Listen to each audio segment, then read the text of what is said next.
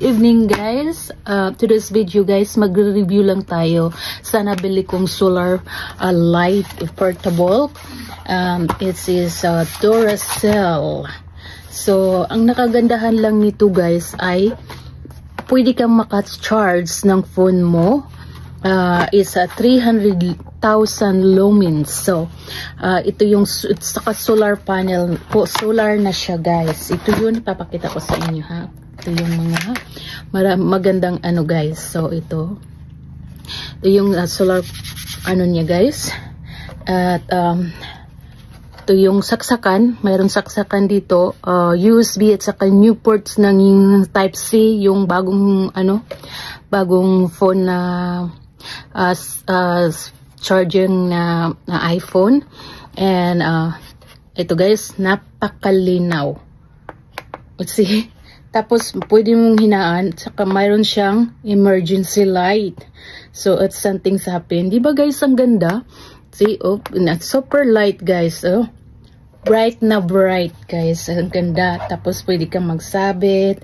So ito yung tatry ko sa inyo guys kung paano yung yan. So ito yung pinakahina. Tapos ipipress mo, ayan, mahina.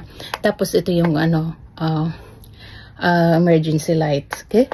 So ngayon guys, papakita ko sa inyo guys kung paano mag-charge nito ng emergency. Yung phone mo ay na out of battery ka na, lobat ka na, pwede ka dito mag-charge. So okay guys, ito yung luma kong cellphone. Say, tank. So ayan guys, papakita ko sa inyo ha. Yan, nag-charge. Diba? Ang ganda. Charging, cordless. Using rechargeable battery, you put your charge battery here, yung rechargeable na 12 volt, and then you keep going by charging this if you want, or a solar panel, including the charger.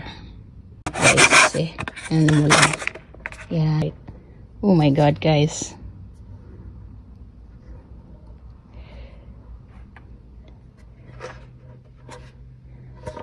So, nasabid ako guys. Patulog na kasi ako. Guys. Diba? Ang ganda. Super ganda.